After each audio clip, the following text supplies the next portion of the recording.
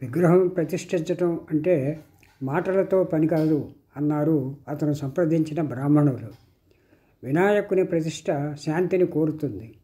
4-5 వేల రూపాయలైనా కావాలి. తన దగ్గర పట్టుబని 10 రూపాయలైనా లేవు. విచారంతో కృషించిపోతున్న వేలుపిళ్ళకి ఎవరో ఒక ఉపాయం చెప్పారు. ఒకసారి ప్రతిష్ఠించిన విగ్రహాన్ని దొంగిలించి తీసుకువచ్చినట్టయితే శాంతి అవసరం లేదు. అందరి మంచి కోసం చేసిన పని దొంగతనంలోకి లెక్కకి రాదు. పైగా గర్భగుడిలో విగ్రహాన్ని దొంగిలించడం లేదు. ఏ పెద్ద శివాలయంలోనో బయట నిరాదరణగా పడి ఉన్న విగ్రహాన్నే ఏరుకుంటున్నాడు. గుండె దిట్టపరుచుకుని కొన్నత్తూరు శివాలయం ఆవరణలో వినాయక విగ్రహాన్ని తీసుకురావటానికి నిశ్చయం చేసుకున్నాడు. దానికి మాత్రం తక్కువ అవుతుందా? 3-4 తోడు లేకుండా రాత్రిపూట విగ్రహం సంగ్రహించడం వీలయ్యే పని కాదు. శాంతి అక్కర్లేకపోయినా సాధారణంగా శాస్త్రోక్తంగా ప్రతిష్ఠించడానికి, బీదాసాదాకి అన్నదానం చేయడానికి 1000-1500కి తక్కువ కాదు. తల ఆలోచనలతో బద్దలు చేసుకున్నాడు వేలుపిళ్ళై. తనకున్న ఆస్తి అంతా పెళ్ళాం మెడలో ఉంది. నగలు తాకట్టు పెట్టి ఈ సమయంలో ఆదుకుంటే నెమ్మదిగా విడదీసుకోవచ్చు. పోనాళ్ళు ఒప్పుకుంటుందనే ఆశ లేదు. శుభకార్యం కోసం చిన్న అబద్ధం ఆడటంలో తప్పు లేదని సమాధానపడ్డాడు వేలుపిళ్ళై. మంచి పొలం అమ్మకానికి ఉంది అని, కొనడానికి అప్పుగా 2000 అవసరంగా కావాలని పవనాళ్ తండ్రి రాసినట్టు జాబు రాసి పోస్టు చేశాడు.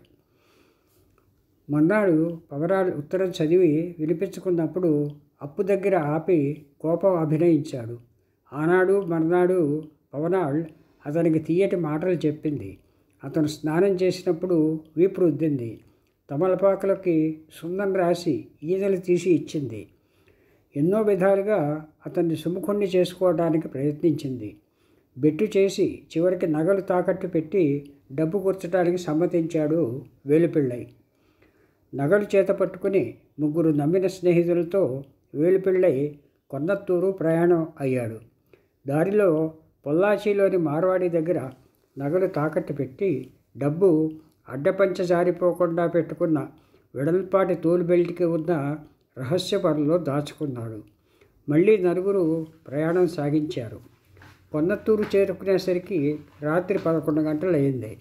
సరాసరి శివాలయానికి పోయి వినాయకుని విగ్రహాన్ని పెకిలించి భద్రపరుచుకొని బయటపడ్డారు.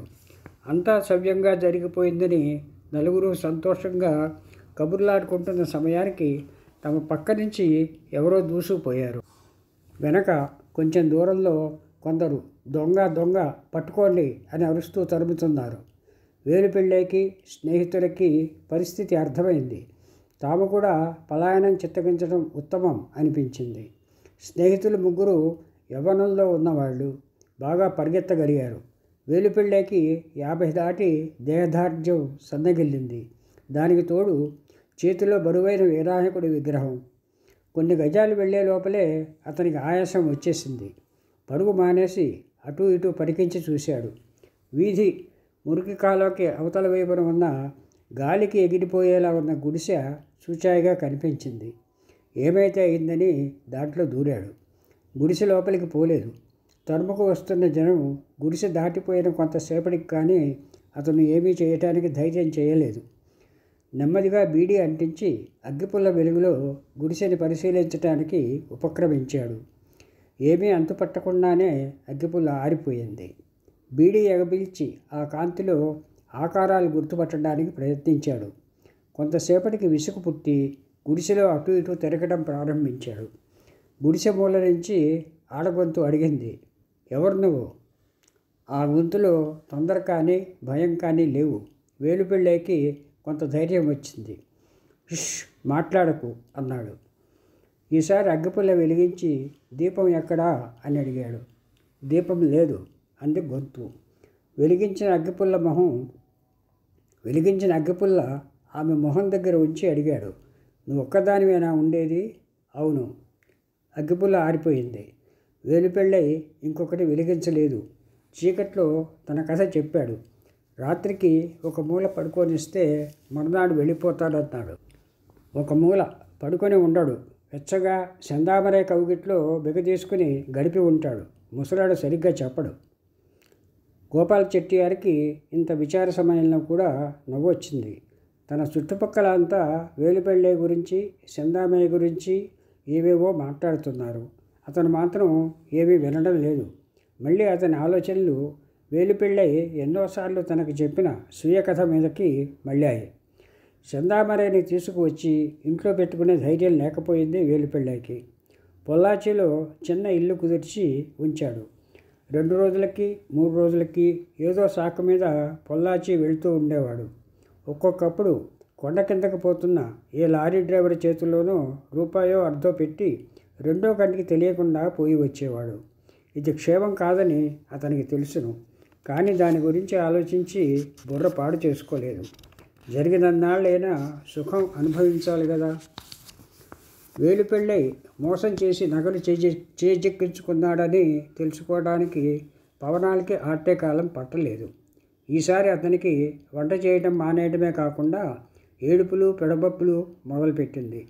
దారిని పోయే వారందరితోనూ ఫిర్యాదు చేసింది. చుట్టుపక్కల వాళ్ళు చూడకుండా మొగుడిని అడపాదడప చీపురుతో మొత్తింది. ఇది జరిగిన రోజునే వేలుపెళ్ళై పరారీ అయిపోయాడు అన్నారు. నిజానికి అతను చందామరేతో పొల్లాచిలో కులుకుతూ కూర్చున్నాడు. వారం రోజుల తర్వాత తిరిగి ఎస్టేట్కి వచ్చినప్పుడు పవనాళ్ ఇంట్లో లేదు. అంగడిలో మిగిలిన కాస్తా కూస్తా మూట కట్టుకుని పుట్టింటికి పోయింది. వేలుపెళ్ళైకి నెత్తి నుంచి పెద్ద బరువు దిప్పినట్టయినది. ఈ ముండ తిరిగి రాకపోతే బాగుండు అనుకున్నాడు. ఆ తలుపులో సౌఖ్యాన్ని అనుభవించకుండానే దుకాణం పరిస్థితి అతని కళ్ళ ముందు నిలిచింది. అమ్మడానికి కొట్లో ఒక్క సామాను లేదు. పందిరి పట్టి మంచం మినహాయించి ఇంట్లో ఒక్క వస్తువు లేదు.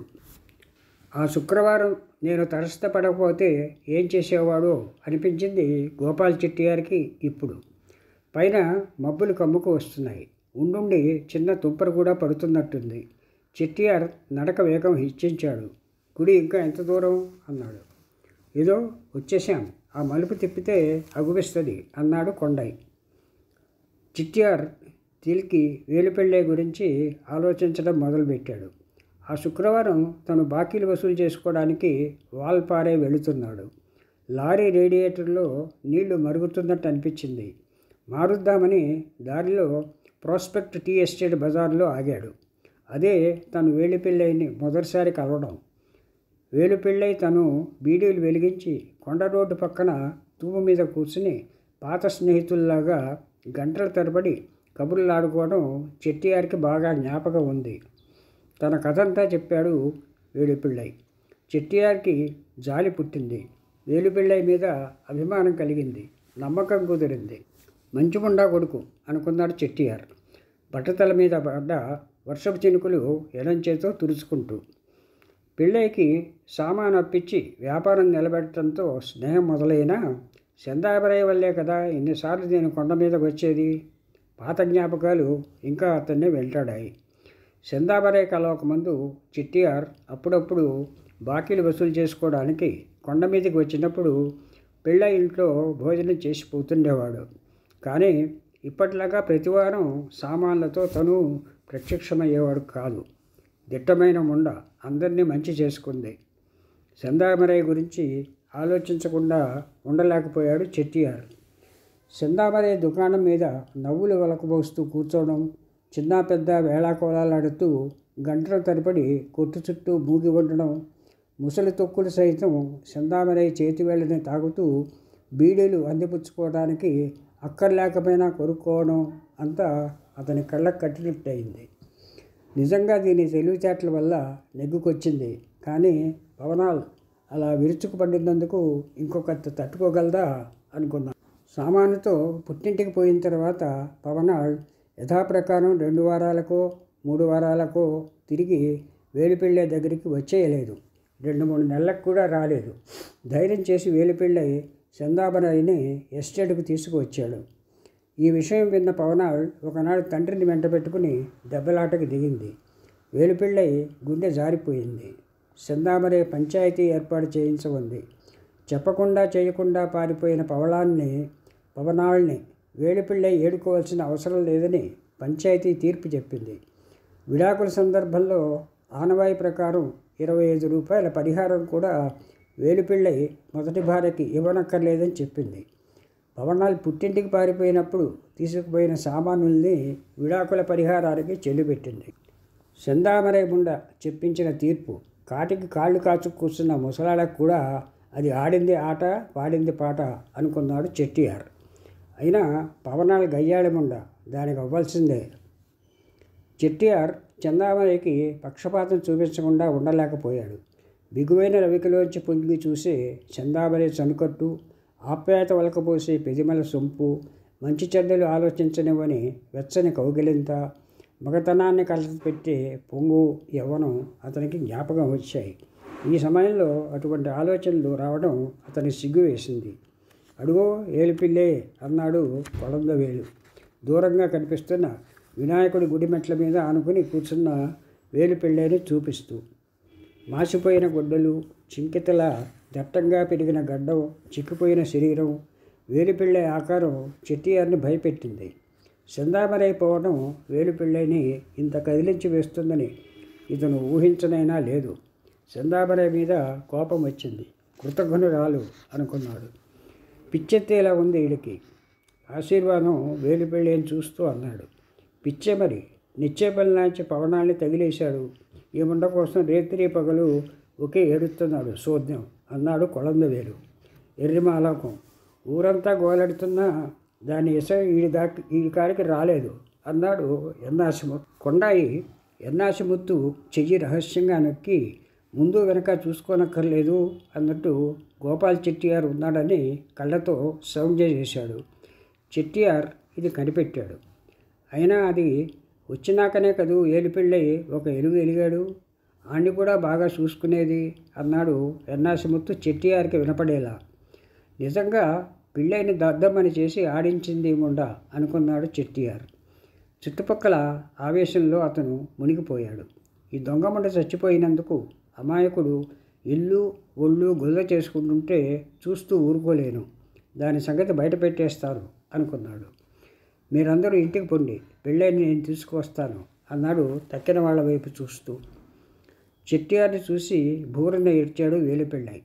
పెద్దవాడి నువ్వే ధైర్యంగా ఉండకపోతే ఎలాగా? గుండెల మీద ఒరిగిన వేలుపిళ్ళై ముసలి వెంట్రుకలు నిమురుతూ చెట్టియార్ అన్నాడు. అది లేకుండా నేను బతికి ఏం లాభం? ఏడ్చాడు వేలుపిళ్ళై. ఛా, ధైర్యంగా ఉండాలి అన్నాడు చెట్టియార్. దేవుడు నన్ను కూడా తీసుకుపోతే బాగుండు, ఒక్కడినే చేసిపోయాడు. ఆడదాని గురించి ఇంత బేలవైపోకూడదు పిళ్ళై అన్నాడు చెట్టియార్. అది అందరిలాంటి ఆడది కాదు, ముక్కు చేదుకున్నాడు వేలుపిళ్ళై. పిళ్ళై అన్నాడు చెట్టియార్. అతని గొంతు ధ్వని మారింది. గంభీరంగా అన్నాడు. వేలుపిళ్ళై ఏడుపు మానేసి ఆశ్చర్యంగా చూశాడు. నువ్వు ఉట్టి అమాయకుడివి. చందామరై గురించి ఇంత బాధపడవలసిన అవసరం లేదు. తన గుణం తెలిస్తే. చెట్టి, నువ్వు కూడా ఇలా మాట్లాడుతున్నావా? వేలుపిళ్ళై అడ్డు తగిలాడు. కూలీ వెధల మాట నమ్ముతున్నావా? కాదు పిళ్ళై, నిజంగా చందామరై పోయిన 4-5 రోజుల నుంచి ఈ వెధవలంతా నాకు చెప్పొచ్చింది ఇదే. నీకు కూడా బోధించారన్నమాట. దొంగ వెధవలు, పనిలేని వెధవలు. వేలుపిళ్ళై తుపుక్కన ఉమ్మి అన్నాడు. అది బతికున్నగా ఒక్క వెధవకి నోరెత్తడానికి గుండెలు లేకపోయాయి. ఇప్పుడు వాగుతున్నాడు చూడలేని వెధవలు. పిళ్ళై ఏదో అనబోయి ఊరుకున్నాడు చెట్టియార్. నీకేం నూరిపోశారో నాకు తెలుసును. చందామరై నా కళ్ళు కప్పి నలుగురితోటి పోయేదట. నువ్వు నమ్ముతావా చెట్టి? దీనంగా అడిగాడు వేలుపిళ్ళై. నమ్మను అన్నాడు చెట్టియార్. తన జవాబు తన్నే ఆశ్చర్యపరిచింది. దాన్ని ఆడిపోసుకున్న వాళ్ళ నోరు పడిపోతుంది అన్నాడు వేలుపిళ్ళై. చెట్టియార్ ఆలోచనలో పడి మౌనంగా కూర్చున్నాడు. కొంతసేపు ఊరుకుని వేలుపిళ్ళై అన్నాడు. అది నా ఇంట్లో అడుగు పెట్టాకనే కదూ చెట్టి నా దశ తిరిగింది. అంతకుముందు నేను ఏం సుఖో ఎరుగుదును.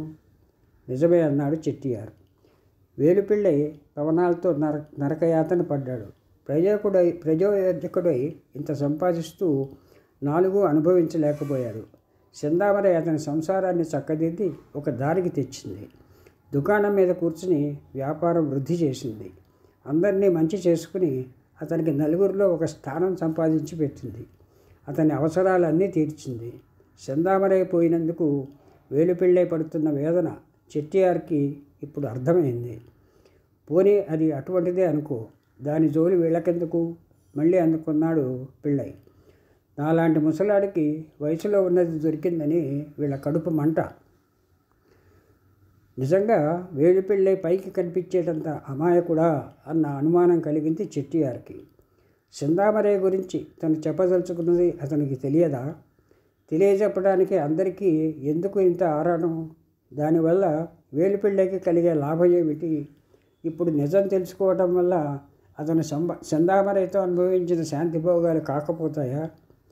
పాపం సెందామరై మాత్రం ఏం చేస్తుంది? 55 ఏళ్ల ముసలాడితో కాపురం చేసి సుఖపెట్టింది. వేలుపిళ్ళై కృతజ్ఞుడై ఉండాలి.